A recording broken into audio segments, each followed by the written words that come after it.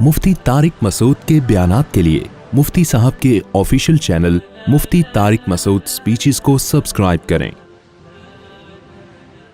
مثال کے طور پر آپ کا پیسوں کا لین دین ہے کسی سے، آپ نے بزنس کرنا ہے، کسی کو پیسے دینے، انویسٹ کرنا ہے، 1 کروڑ روپے آپ نے لگانا ہے اور آپ کا معاہدہ ہوا کہ میں 1 کروڑ تجھے دوں گا، تو جاب کرے گا، اس سے بزنس کرے گا، جو پروفٹ ہوگا آدھا تیرا آدھا میرا، محنت تو کرے گا، پیسہ کون لگائے گا؟ میں۔ اب آپ نے ہمارا بیان سنا تھا کہ کسی میں 99 خامیاں ہوں تو 99 خامیوں کو مت دیکھو، اس کی ایک خوبی کو دیکھو۔ اب اس کے اندر 99 خامیاں تھیں، چرس بھی وہ پیتا تھا، چوری کرتے ہوئے 20 دفعہ وہ پکڑا گیا، آج تک کبھی کسی کے ساتھ لین دین میں صحیح نہیں ہوا، بہنوں کی وراثت کھا کے بیٹھا ہوا ہے، بیوی کا مہر پی گیا ہے، گھر میں مار دھاڑ کرتا ہے، چیخ و پکار کرتا ہے، محلے والوں سے پوچھو کمپلین ہی کمپلینز ہیں اس کے بارے میں، یہ ہے، چور ہے، اچکا ہے، لیکن ایک خوبی ہے، نماز پڑھتا ہے 5 ٹائم۔ ایک خوبی کیا ہے؟ نماز پڑھتا ہے، جس کی وجہ سے چہرے پہ تھوڑا سا نور آیا ہوا ہے، نور کی کریمیں بھی ملتی ہیں آج کل۔ تو اچھا، میرے بارے میں بھی لوگوں نے اڑایا ہوا ہے، جمعے کے دن جو ہے پتہ نہیں کوئی کریم لگایا، میں نہا دھو کے آتا ہوں اور کچھ بھی نہیں، مجھے یہ زنانے پن سے مجھے جتنی نفرت ہے شاید آپ کو نہ ہو، اگر مجھ میں تھوڑا سا بھی زنانہ پن ہوتا نا تو 4 شادیاں نہ کرتا میں، سمجھ رہے ہو؟ یہ جو ہائی اللہ ہوئی اللہ اور یہ نوک پلک درست کرنے والے لوگ ہیں نا، دیکھو استری بھی نہیں کی کپڑوں کو میں نے، مجھے جلدی تھی، گھر والوں نے بہت اصرار کیا، نہیں بھائی استری کے، میں نے کہا نہیں، بغیر استری کے ٹائم نہیں ہے۔ ویسے تو ہر وقت گھر میں کپڑے میرے استری ہوئے ہوئے لٹکے ہوئے ہوتے ہیں، تو کسی وجہ سے تاخیر ہو گئی، میں نے کہا نہیں، بغیر استری کے جائے گا۔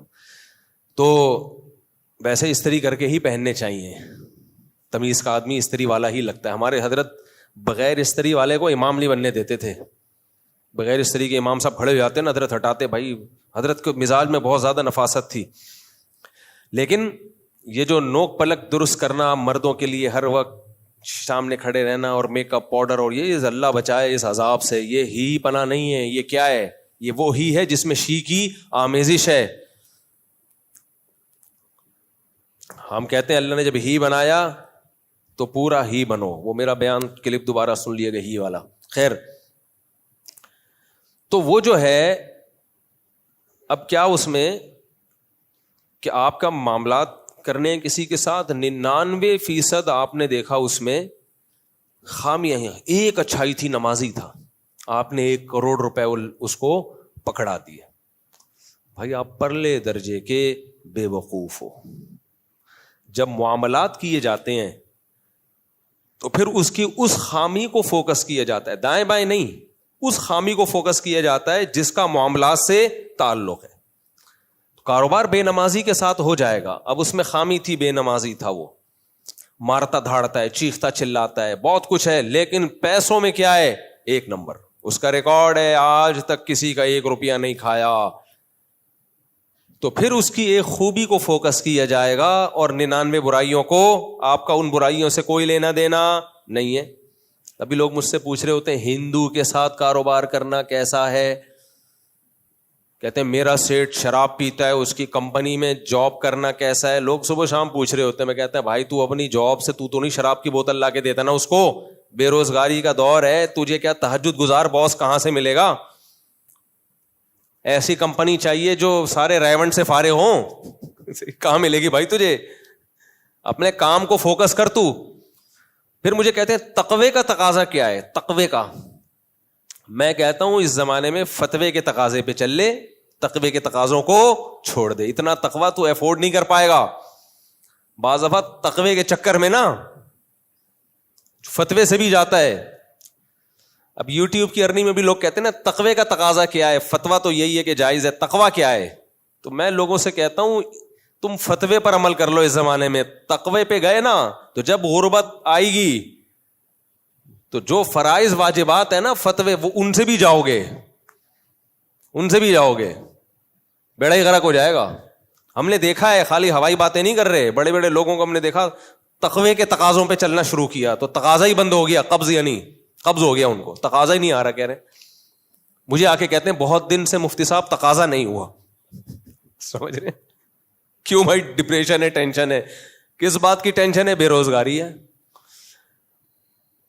تو فتویٰ تقویٰ کی بحث اپنی جگہ ٹھیک ہے, لیکن اس زمانے میں کبائر سے بچ لو, کبیرہ گناہوں سے.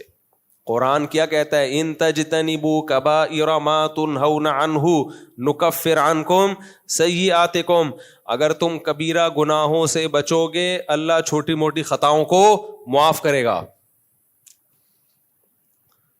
اعصاب کمزور ہیں لوگوں کے, ذرا سی ڈپریشن برداشت کرنے کی طاقت نہیں ہے, تو اپنے آپ کو تقوی کے چکر میں آزمائشوں میں نہیں ڈالے انسان.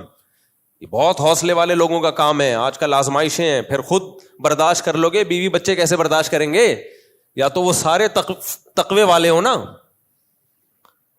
لوگ مثال دیتے ہیں نبی صلی اللہ علیہ وسلم کی, بھائی آپ صلی اللہ علیہ وسلم کے گھر 40 دن چولہا نہیں جلتا تھا, تو یہ حوصلہ نبی کے اندر بھی تھا اور آپ کی ازواج میں بھی تھا. آپ اپنے اندر حوصلہ اگر پیدا کر بھی لوگے, بیوی بچوں میں کون حوصلہ پیدا کرے گا؟ وہ رہیں گے ہے بھائی, بولیں گے تقوی فتوے میں. میں نے کسی کو مشورہ دیا, یار ایک بیان میرا چل رہا ہے آج کل بہت, مجھے اس کے بعد بتائیں, جمعے کے بعد بتائیں. کچھ لبرل لوگوں نے نا میرے ایک بیان کو غلط رخ دے کے بہت پروپیگنڈا کیا ہے کہ میں بچیوں کی تعلیم کا خلاف ہوں.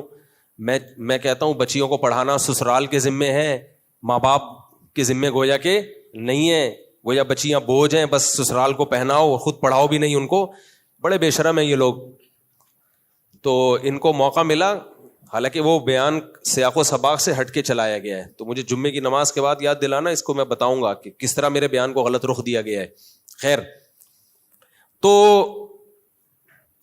وہ ایک صاحب آئے, کہنے لگے کہ چھوڑے میں واقعہ بھی اسکپ کر دیتا ہوں, پھر اس پہ بھی یہ لوگ پروپیگنڈا کریں گے. یہ جو شارٹ کلپس ہیں نا اکثر میرے نہیں ہوتے, ہمارے چینل سے آ بھی نہیں رہے ہوتے. یہ ٹک ٹاکرز, ہمارا ٹک ٹاک پہ کوئی اکاؤنٹ ہی نہیں ہے, تو وہ انہوں نے بہت ساری چیزیں دائیں بائیں سے کاٹ کے چلا رہے ہوتے ہیں.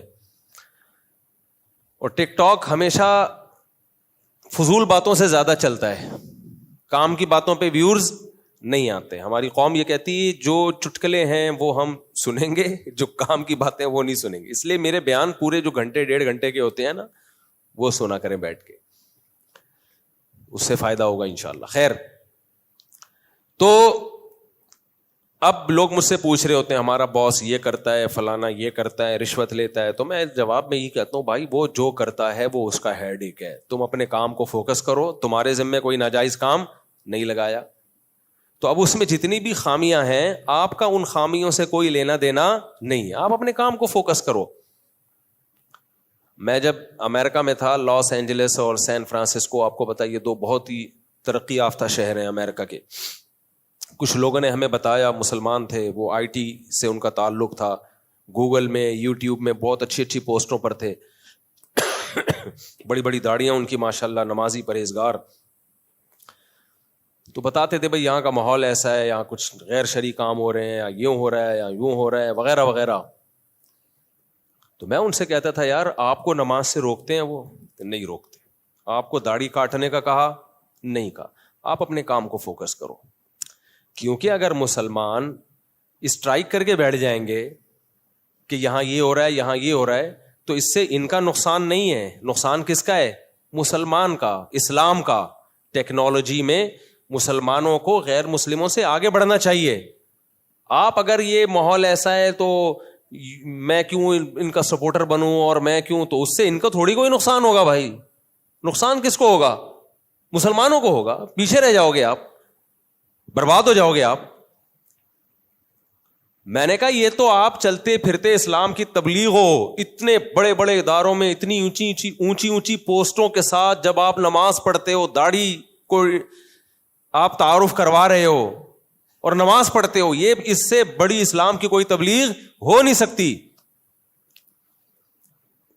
تو مفتی کا کام ہوتا ہے کسی بھی چیز کو, علماء کا کام ہوتا ہے وہ تمام پہلوؤں سے غور کر کے اس کے بارے میں رائے قائم کریں. خیر,